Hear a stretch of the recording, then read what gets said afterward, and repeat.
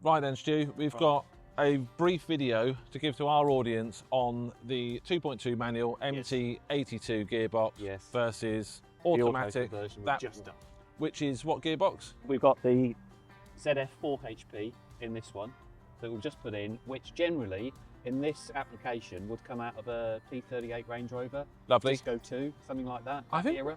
But we have seen sort of rumours of Maserati and Porsche as well. They do go in. They have been into an awful lot of stuff, haven't they? As ZF gearboxes do, don't they? Built in the early 80s. Yes. So we wanted to do a little video, nothing too long, but just to do a comparison on both. Yep. We're going to take it into the great outdoors, the urban jungle of Chichester, and see how they both drive. Fun click. Fun click every trip. Every trip. Okay, Stu, here it is. Here we are. What a lovely, it's a lovely place to be actually. In here, it is nice. You dealt with these clients, didn't you? Yeah, I did. Tell me the story about the Tweed. Yeah, lovely couple, these. They're originally from Scotland, which is where this truck spent most of its early life. 17,000 miles of its life. 17,000 miles, so it hasn't done a lot, really. It's been in the family since new. They decided on this beautiful Tweed with brown leather. Which inspiration from Scotland? Inspiration from Scotland, yeah. Topics we're going to discuss, Stu: drivability, performance, practicality, and arguably desirability. Yes. Because they're definitely going to be that bit more desirable, aren't they, with an automatic? I mean, because on the basis that they're going to be more versatile. That's right. And apply to different people. Exactly, yeah. Appeal to a wider range. Drivability. Drivability. Well, I mean, first impressions in this particular truck, I've done no miles at all. So have you not? This is actually the first time I've driven this. I drove Jack and Lara's. The gearbox works really well, I'm gonna have to say. There's none of that, you know, the old school early automatic gearboxes where you felt them changing gear doing this. Oh, you're gonna headbutt the screen. There's none of that. Yeah, like the Astons. Yeah, exactly. Yeah, there's none of that. What do they call that? Touchtronic.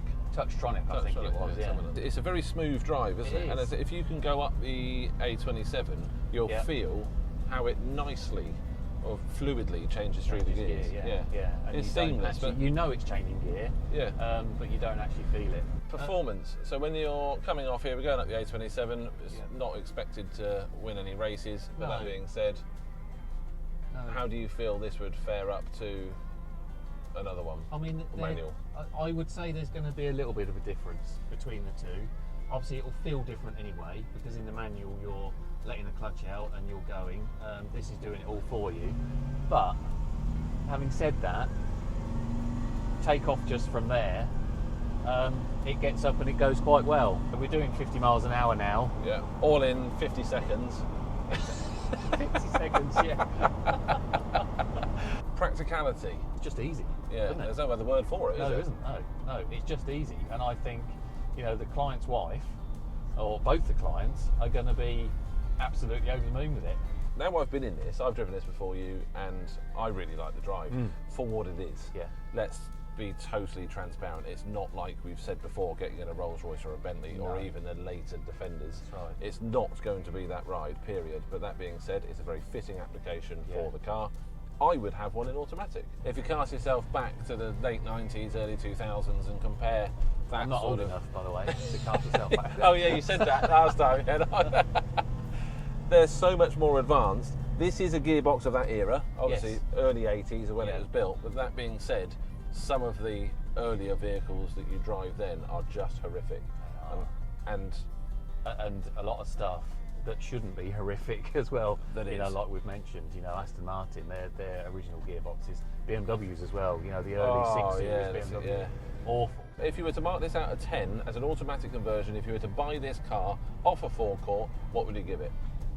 This would certainly be a 9.5. 9.5. Yeah. No, you know, that's if this is what you're in the market for, you're really not going to find much better, I don't think. Well, there we go, Stu. Sums that up. Yeah. On to the next. It instantly feels a little bit more, I don't know, I think claustrophobic is probably the wrong word, but it feels very different inside. It does. The other one, with the automatic, almost gives an airy feel. It does, yeah, because there's a very different centre console, isn't there? Yeah. You're right, it makes it feel a bit roomier, doesn't it? Yeah. And look, we've got 15,292 miles on this one. 2,000 miles difference. 2,000 miles difference between the two. Go. Yeah, so transmission slack, I think probably isn't going to be much of an issue. No. But it would be if you had something Yes. with a higher mileage, the half shafts are worn. Yeah. It was just getting a little bit sloppy, and not just half shafts, obviously running through the whole transmission, but exactly. it's the infamous slop. Yes. And that take up right. from the clutch when it's going through you the certainly transmission. know about, don't you? Yeah. The one thing that these Defenders do have in manual mode, it's got a bit bumpy here, they can kangaroo, can't they? Yeah. Can you even get it to demonstrate the kangaroo? This is any Defender owner. There you go. Yeah, so any Defender owner will relate to that. If they're off-road, the kangaroo motion, I don't know what it is. Yeah, I don't know. I think it is. There's so many joints and links, and you know, with the props and everything else that goes with it.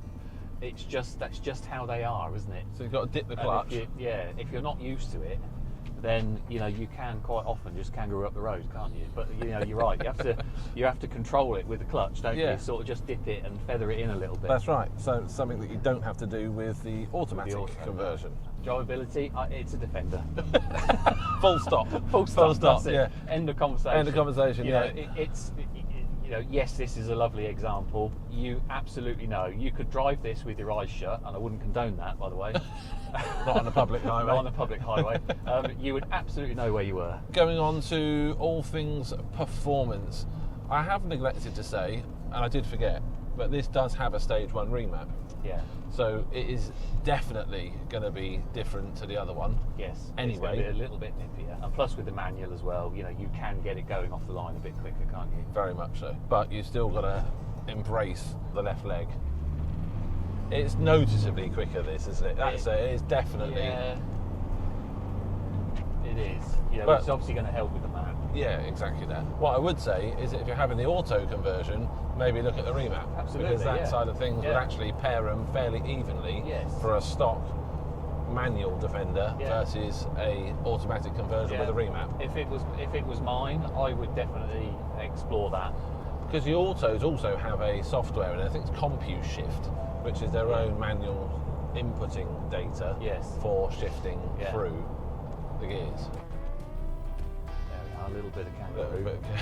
It wouldn't be the same without it. Then you go on to desirability, Stu, and again, it is just a Defender. Defender's something that we work on every single day. Yeah. They are such a popular vehicle for having custom work done to. Yeah. They are very much a love-hate. But I mean, people do love them, don't they? oh my! I mean, if you looked at the stats, it's very much going to be a love more than a hate. But then there's always going to be like that with everything in life. Yeah. Desirability of the manual. Much of muchness. Yeah, that's right. I mean, people obviously don't.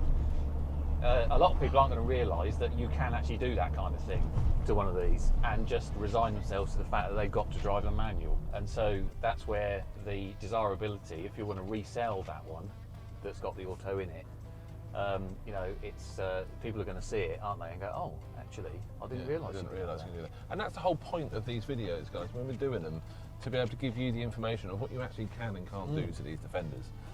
The 2.2 engine isn't known for being the most peppy of engines, or with the most amount of performance, but it is that bit more refined, despite what anyone else says. It is. You know, as a Defender models, they wouldn't have gone backwards when they're doing their R&D. You know, the 2.2 is what it is. A favourite of ours is the TD5. Absolutely. But that being said, they've devised the 2.2 for that extra bit of refinement. And if you couple that up with the automatic conversion, it actually makes quite a pleasant drive. Yes, it does. And that's the whole objective of creating these videos, to give everybody the feedback that we are very fortunate to have on a daily basis.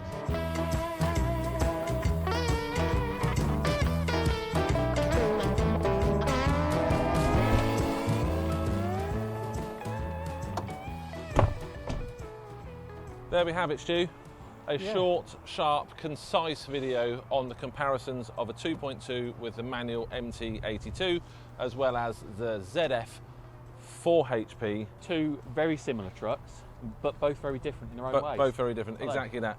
As always, thank you very much for watching. Please give us all the likes, all the subscribes, and whack on that notification button for the next video.